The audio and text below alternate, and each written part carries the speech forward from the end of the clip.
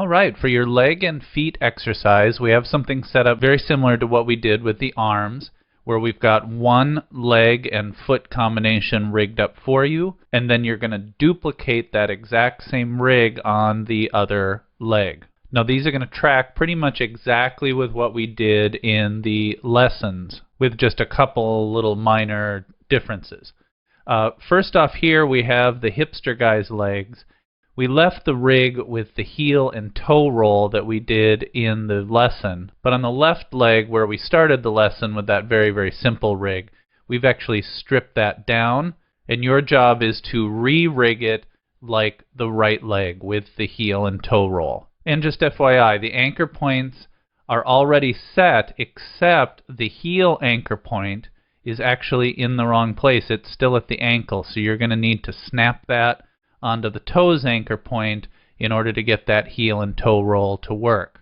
So that'll be your first task, just a simple jointed leg with a jointed foot with heel and toe roll. And then you're going to move on to the orange woman, which if you recall has a jointed foot and a puppet tooled leg, and you're going to recreate that rig on the other leg. Couple things to note: your controllers will overlap. There's not much you can do about it in the case of side view or three-quarter characters, but that's partly why you want a kind of healthy amount of null hanging out over the foot, so that'll hang out here. That'll be where you can easily click and drag on that back foot. Now you may have noticed in the lesson that we do not have a perfect circular overlap here happening at the ball of the foot. And this is a good example of what happens when you don't have perfectly circular overlap. You get these little bumps and things coming out.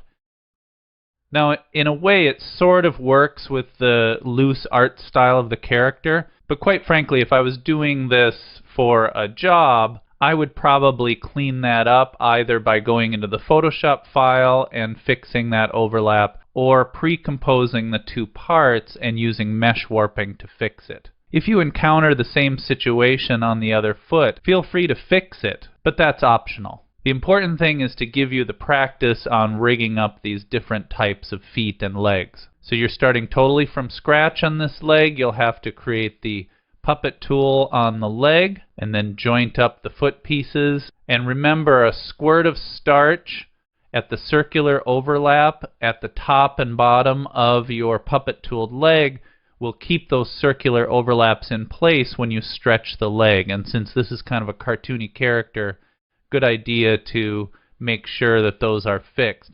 I left the foot on this side without any other starch, so that's what you'll want to do on the other side so the two legs match. And again, you can see as I stretch this, notice that the hip stays in position there. That's because we got that starch there to hold that so the leg doesn't tear off the body when you stretch it out, or the ankle doesn't separate from the foot.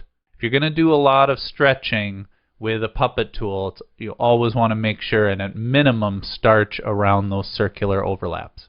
Next up is the hipster woman that we did the reverse. So we did a puppet tooled foot and a jointed leg, and you're going to rebuild that same rig on this side as well. You'll need to pre-compose the two foot layers, the heel and the toe. Remember to duplicate one of the layers and leave it behind to use as a guide to realign the composition after you crop it. So remember, you're going to pre-compose those two parts and then crop it down using the region of interest tool. So duplicate that layer that you can use as a guide before you pre-compose and crop, and then it'll be easy to realign that foot pre-comp, and then you can apply your puppet tool. Remember, we've gone through all this in previous lessons, so if you don't quite remember the procedure, review the lessons where we've gone over those steps. Then we're moving on to the orange man, and we've pulled the rigging off this leg and foot here, and we're going to have you recreate this rigging, which is again a puppet tool on the leg and a separate puppet tool on the foot with heel and toe roll, of course.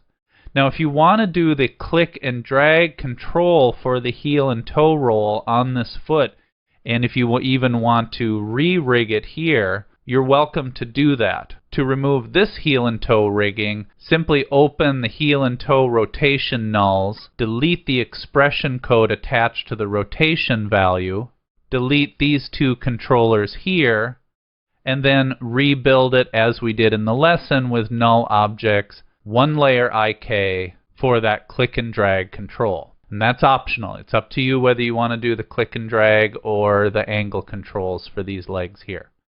In fact, you could do the click and drag control on any of these if you wanted to just try it out.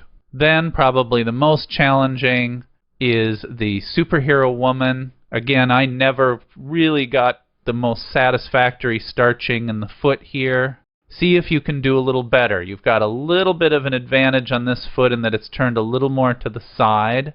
That's going to make this work a little bit easier. And I would love to see you come up with a better solution than mine. You do still have the challenge of the big bulky artwork right around the joint. That's the trickiest part of this whole leg. But it's good to have you work in a challenging situation and see how far you can get with that starch and that overlap tool. Okay, that's going to give you a lot of good experience rigging up legs and feet. You should have that parenting structure down pat by the time you're done. Make sure and check your work with the solution file and get ready for our next lesson that's going to focus on torsos and give us something to hook all these arms and legs up to.